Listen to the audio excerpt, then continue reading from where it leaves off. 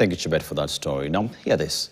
In Mombasa County, a shocking animal welfare concern that once drew nationwide outrage has now come to an end. For years, some residents in Moyale fed their donkeys with cannabis, locally known as bhang, to make them work harder and longer. But thanks to months of community sensitization, that disturbing chapter is now closed. Esther Diana with more details.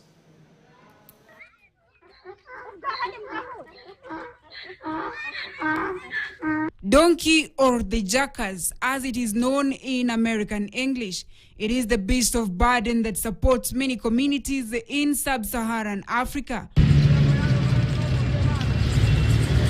Here in Kenya, donkeys are a key part of life for communities, especially in the marginalized regions.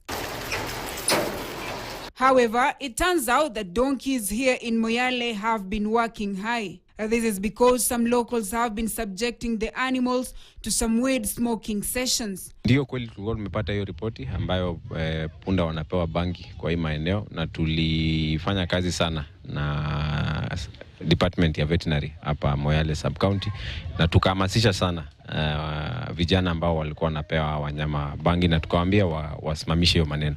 Hiyo mambo sasa watu wamewacha. Hiyo mambo unajua ilikuwa imekuja kutoka sehemu za Somalia, ndio watu walijifunza huko upande ya Mandera.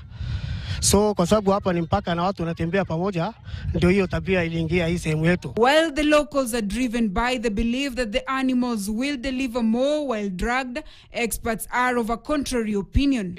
Utumizi wa bangi kwa punda inaathiri sana afya yake sana, na mnyama anakuwa affected vibaya sana. Hawezi hata kufanya kazi ambayo anafaa kufanya vizuri, na pia sio mzuri kwa maslahi yake kiafya na pia saikolojia. They say that after a long engagement with the community, donkeys of Moyale are now sober. Na leo tumeungana na sub county ya Moyale, hasa department ya veterinary, kupeana chanjo kwa punda. Chanjo ya saa ya ugonjwa wa kichaa cha umbwa ambayo inaitwa kwa lugha ya Kizungu rabies. This activity is aimed at reducing the prevalence of rabies in this area, which is endemic.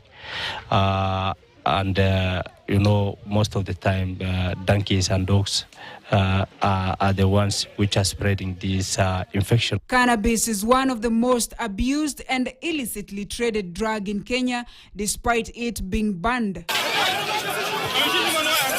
And in Western Kenya, there have been whispers of how bhang has been pestering the bullfighting culture. A research conducted by Michigan University in 2018 indicated that a donkey high on bhang may do more staggering than transporting goods as expected. The research also established that animals process some compounds differently. This means that while some foods and drugs may be safe for humans, the same may pose a grave danger to some animals. Animals such as donkeys of Moyale are clearly suffering some other forms of abuse, like physical abuse. Esther Diana, KTN, Marsabit County. Now, DNA results of the victims of the Amref aircraft accident that happened 8 days ago, killing 4 members